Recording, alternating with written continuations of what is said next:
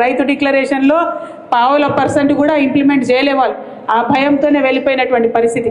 ఇవాళ భయం ఎందుకు? ట్విట్టర్లో ఎవరైనా ఒక కమెంట్ పెడితే భయం ముఖ్యమంత్రి గారికి, తెల్లారికల్లా అరెస్ట్ వస్తుంది ఇంటికి. ఫేస్బుక్లో ఎవరైనా ఒక వీడియో పెడితే భయం ముఖ్యమంత్రి గారికి, తెల్లారికల్లా పోలీసు వాళ్ళు వస్తారు. అదే క్రమంలో మా కోఆర్డినేటర్ మనోజ్ రెడ్డి గారి మీద కూడా మరి కేసులు పెట్టి పాపం తమ్ముడిని తనను 16 రోజుల పాటు వాళ్ళ కుటుంబాన్ని ఆయనను ఇబ్బంది పెట్టి జైల్లో పెట్టడం జరిగింది. మేము కూడా చూస్తూ ఉన్నాం. బీఆర్ఎస్ కూడా పింక్ బుక్ మెయింటైన్ చేయడం మొదలు పెడుతుంది.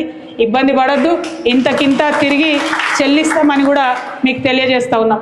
మీ రాహుల్ గాంధీ ఏమో పాకెట్లో రాజ్యాంగం పట్టుకొని తిరుగుతాడు, ఇక్కడ రేవంత్ రెడ్డి గారేమో రాజ్యాంగాన్ని కాలరాసి అక్రమ కేసులు పెట్టుకుంటూ తిరుగుతాడు.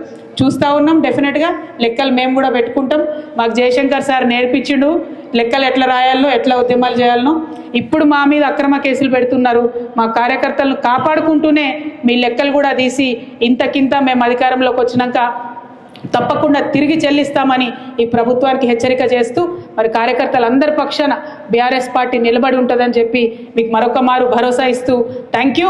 జై తెలంగాణ, జై కేసీఆర్, కేసీఆర్ గారి నాయకత్వం, జై బీఆర్ఎస్, జై బీఆర్ఎస్. జై బీఆర్ఎస్ అంటే జై జై బీఆర్ఎస్ అనాలి, జై కేసీఆర్ అంటే జై జై కేసీ. జై బీఆర్ఎస్, జై బీఆర్ఎస్, జై కేసీఆర్, జై కేసీఆర్. Thank you.